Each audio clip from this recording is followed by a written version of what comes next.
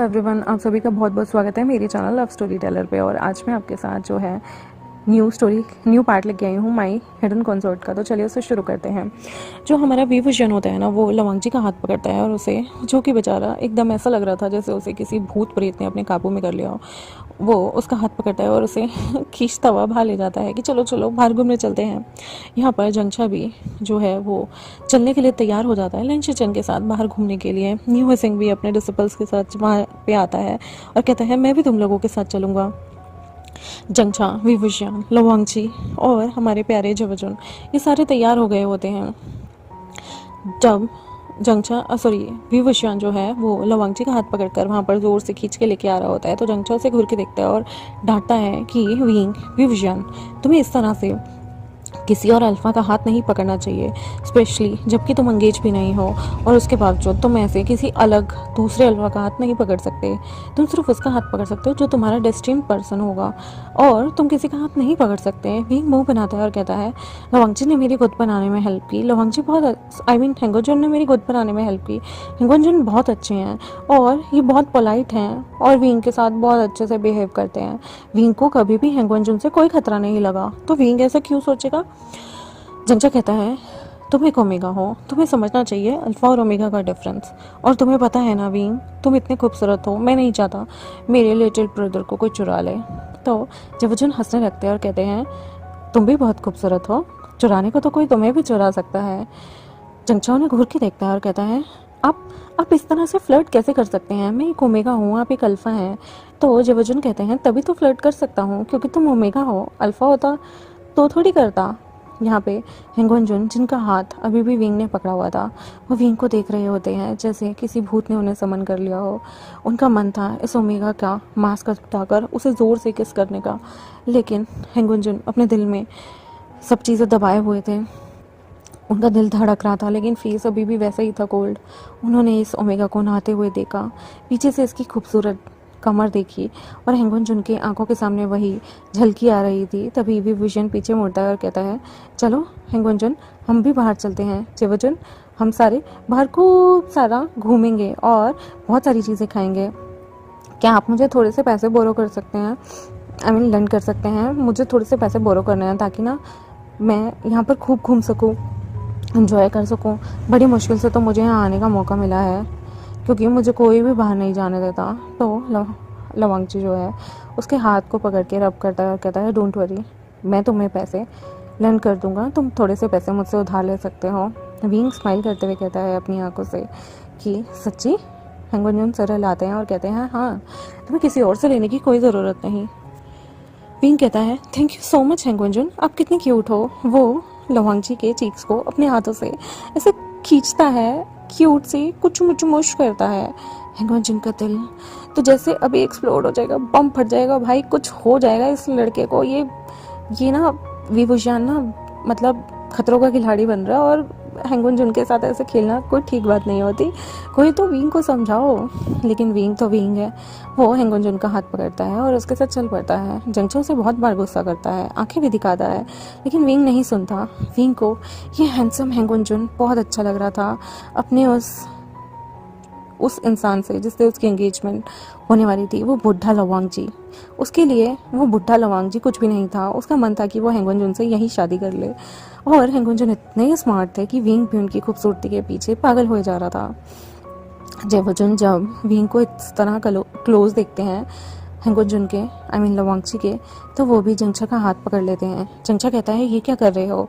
तो जवजुन कहते हैं मुझे डर लगता है बाहर जाने में, तो मैं चाहता हूँ कि तुम मेरा हाथ पकड़ लो। मुझे ना थोड़ी सी एंजाइटी फील होती है और इतना बड़ा सफ़र करके आने के बाद तो मुझे और एंजाइटी फील हो रही है। जंक्षा कहता है सच में, तुम जैसे इंसान को, तुम एक अल्फा हो, तुम्हें एंजाइटी फील हो रही है। जवजुन पपी आइज बना के कहते हैं क्या तुम मेरा हाथ नहीं पकड़ सकते, क्या तुम मुझे ऐसे बुली करोगे। तो जो हमारा जंक्षा होता है वो जवजुन का हाथ पकड़ लेता है और कहता है ठीक है, अगर तुम्हें एंजाइटी हो रही है तो मैं इतना बुरा भी ओमेगा नहीं हूँ। मेरा कर्तव्य है कि अगर किसी को बुरा फील हो रहा है तो उससे कंफर्ट करना, पर अगर तुमने मेरा फ़ायदा उठाया तो मैं तुम्हें जान से मार दूंगा, याद रखना।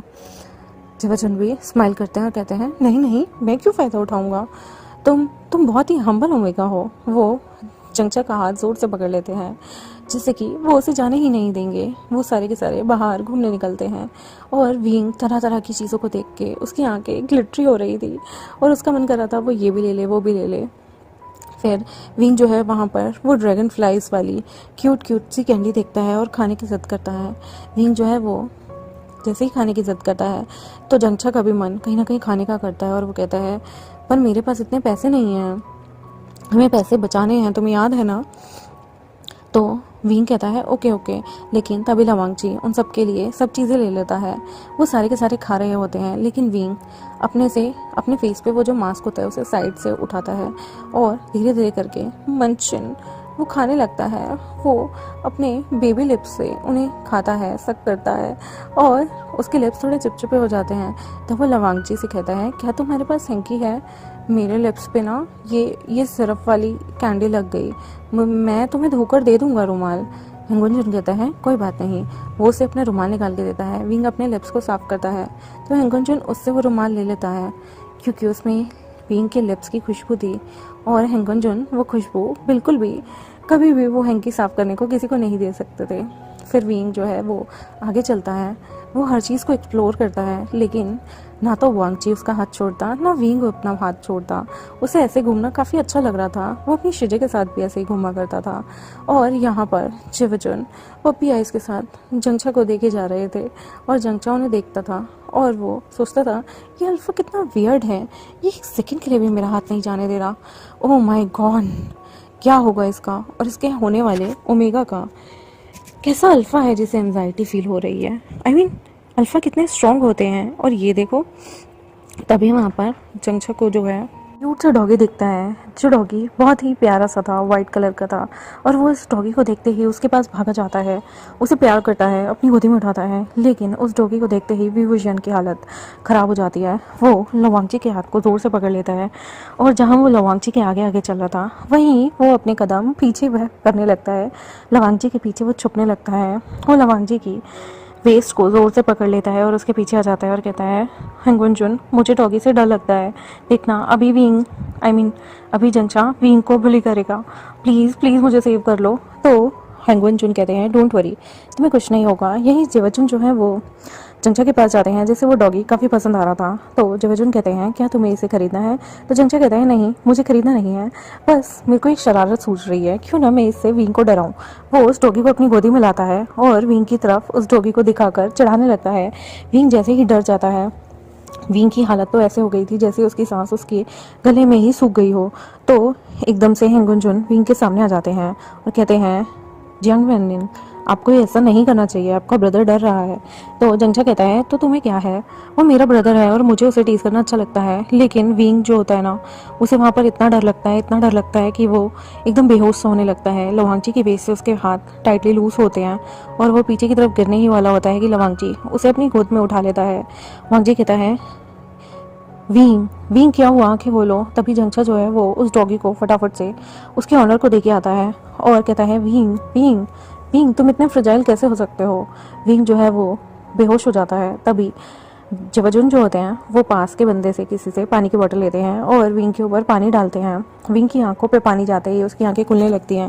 वो इतना ज़्यादा घबरा गया था कि वो बेहोश हो गया, लेकिन उसे अब आंखें खुलने के बाद थोड़ी सी जो है एम्बेरसमेंट होने लगती है कि उसने ये क्या किया, वो बेहोश कैसे हो सकता है, वो भी हेंगुनजुन के सामने।